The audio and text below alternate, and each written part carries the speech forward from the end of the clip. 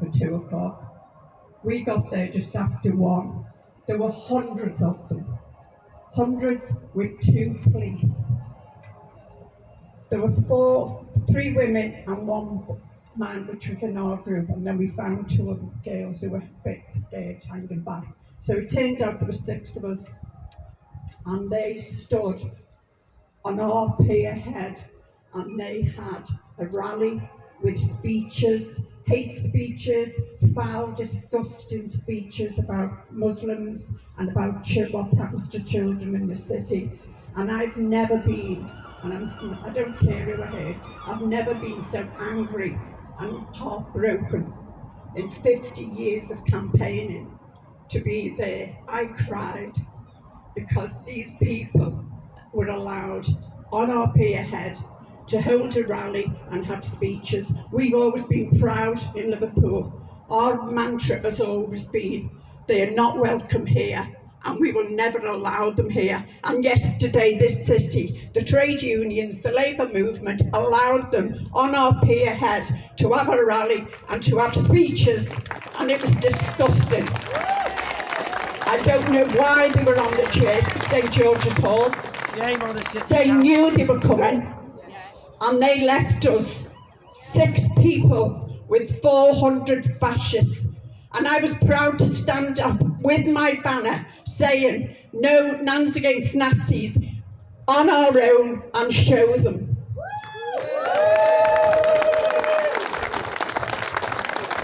The main rally from George's Hall came down Dale Street and joined us. What happened then was absolute chaos. They were like rabid animals out for blood. The police didn't help, as always. The police treated us as the aggressors. They said the fascists were there first. We came as the aggressors to stop them. Think about that. The fascists were there on our pier head first. So we were the aggressors. We got corralled into the side street at the side of the Liver buildings. They were given free run of the pier head. The police turned the dogs on us at one point. They were growling and being held back. When we asked why they were at us, they said because we were being too loud and it was scaring the dogs.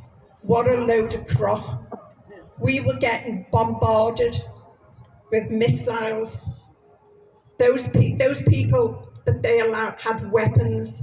I myself had to tend to 2 injured people with baby wipes out of my bag that had been stabbed, one down the side of his face and one right across his hand. It was absolutely horrendous and it was terrifying. The police pushed us back and back, corralled us and allowed them to come round the back of us. So we were going to be absolutely battered, absolutely battered.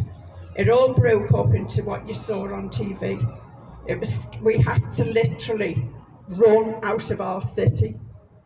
We thought we were safe and we got onto St Nick's Church Gardens. They came. I don't know if any of you know the little pub that you can go into on the side of St Nick's. The folks ran in there, ripped the seats from under people that were sitting having a quiet drink and threw them everywhere. It was unbelievable.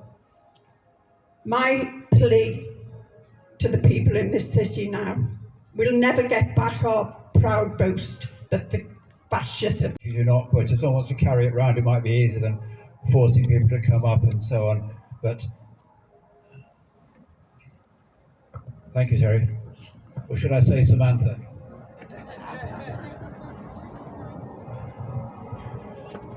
Well, what's going on out there? One of the features that has come to light gradually is the detention of ordinary Gazan civilians for weeks at a time who were subjected to torture.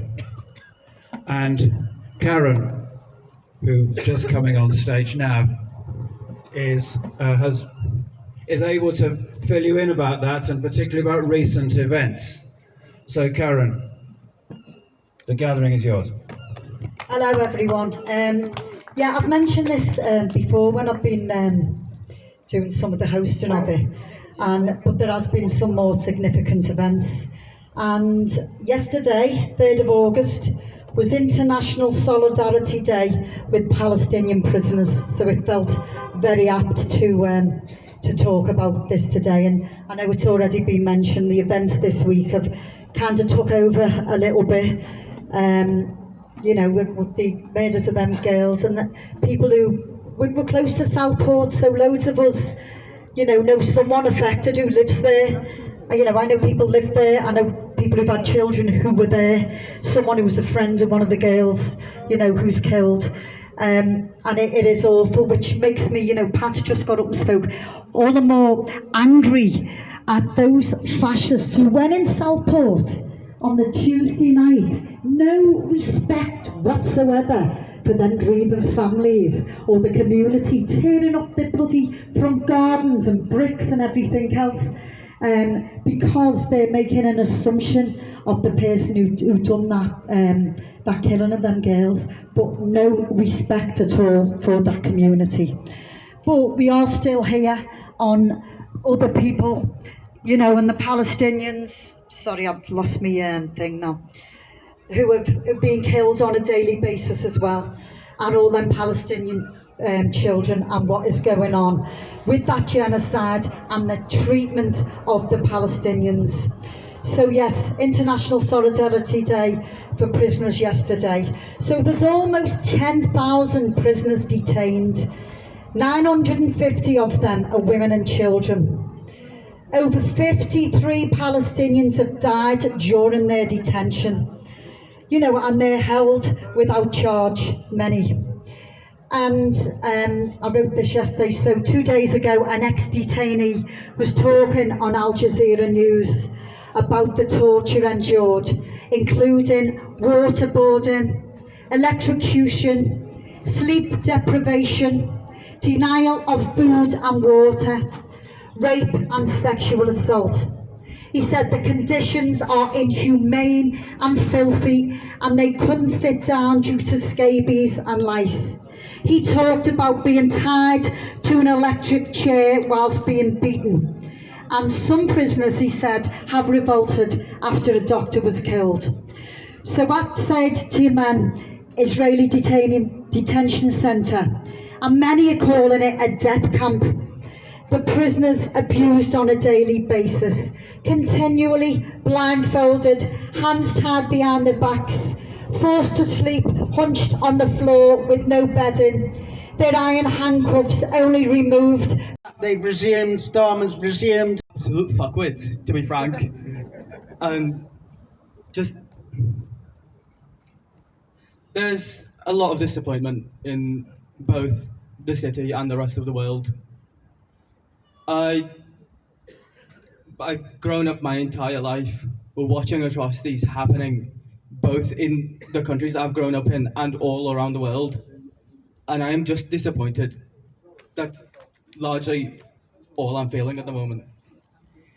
Disappointed in the fact that the older generations, especially these fucking war criminals in office throughout my entire life, have been bombing and killing the people of the world, people who look like me and anyone else here. They are just people no different than any of us. People that just want to grow up.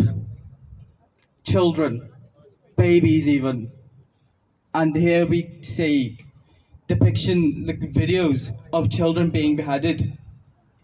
Children's heads being taken from buckets and put into body bags with mismatched bodies because they don't know who they belong to. What kind of world is this? This is not what I wanted from this planet.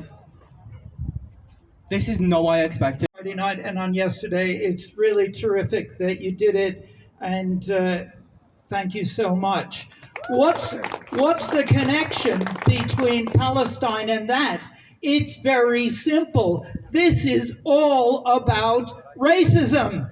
When you fight against the EDL, you're fighting racism. When we fight against Zionism, we are fighting racism. It is the same fight. That's what we're doing here. But that's not what I want to talk about today. I want to talk about assassination. So first of all, on Wednesday, another 2 Al Jazeera journalists were assassinated. Ismail Al-Ghul and his cameraman Rami Al-Rifi were assassinated in Al-Shati refugee camp just west of Gaza City. And they were in a car, and the car was hit with an Israeli missile. And when they were killed, a young lad who was just going by on a bicycle,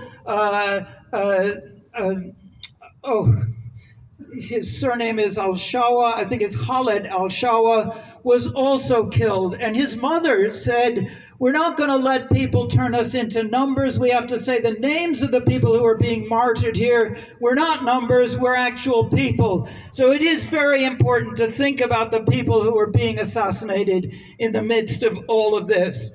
Now, the journalists were wearing media jackets, and the car they were traveling in had media insignia on the top of it. So it was obvious who they were. They were heading off towards the Al-Ahli Arab Hospital, and that's when they were killed. Okay, what were they doing? They were in the midst of preparing a story. The story was about another assassination that had taken place earlier that day. That was the assassination of Ismail Haniyeh. Now, Haniyeh was a leading figure in Hamas, and he was in Tehran to participate in the ceremony of the inauguration of the new Iranian president. I think his name is Pezeshkian. I'm not sure if I'm pronouncing that right. Both of these men were seen as moderates. And Haniyeh, in particular, was the lead figure in the negotiations over the ceasefire. So by killing him, they killed the ceasefire, at least for the time being. Now, it's very interesting. Netanyahu had been in the States 1 week earlier, and he'd given a speech. And he told the U.S. Congress that Iran was the main enemy of the U.S., and that when Israel fought Hamas, they were fighting Iran. And when they fought Hezbollah, they were fighting Iran. And when they fought the Houthis, they were fighting Iran. And when they fought Iran, they were fighting the main enemy of the U.S. So they were doing all of this to defend the U.S. That's what he told the U.S. Congress. Now, this is obviously complete bullshit. But what does it mean? It means that Netanyahu is trying to embroil the U.S. in a war with Iran, which he has been trying to do for at least 20 years. This is his main card, the ace in his hole to get out of the defeat that he is suffering, that Israel is suffering in Gaza. That's what they're trying to do. Well, what does it mean? What happened on Wednesday has many meanings. The first meaning, obviously, is that the ceasefire has been kicked a long way down the road. And that means that Israel could not care less about those who are held as hostages in Gaza. Computer, then they are a target.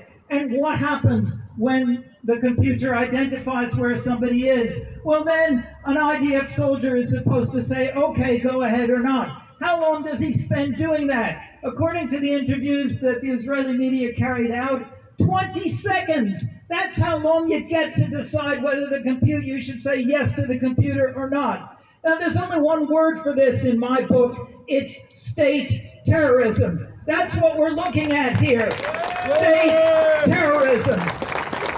So, where's the British government on the subject of state terrorism? You'd think they might know how to recognize it, since they have actually indulged in it themselves. What are they actually doing? Are they pulling the plug on it? No. They're saying they don't want a wider war, but they're not taking a single step which would actually stop a wider war. If you look through David Lammy's blog, you will not find the name Ismail Haniyeh mentioned on it. He's the one who was assassinated, killing off the ceasefire that they say they want to have. They can't even bring themselves to mention his name. The arms trade, which they said they might stop, or stop some of, they then turned around and said, well, we have to think about it some more. How much more do you have to think about it when you're dealing with people who are carrying out state terrorism? Now, the danger in this situation is that Britain is going to be dragged into this war with Iran that Israel is trying so hard to manufacture. And it's an open question. If Iran attacks Israel, will Britain end up taking Israel's side? They might well. And help us then.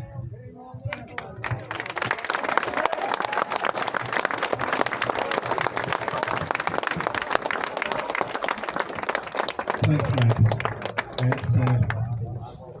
That's been the other big event this week on which I certainly value his opinion, and I'm sure you do as well. So thank you, Greg, for filling us in on all of that. That, ladies and gentlemen, concludes the number of speakers we have lined up for this afternoon. And I'm going to close the rally. Just one moment, voices off.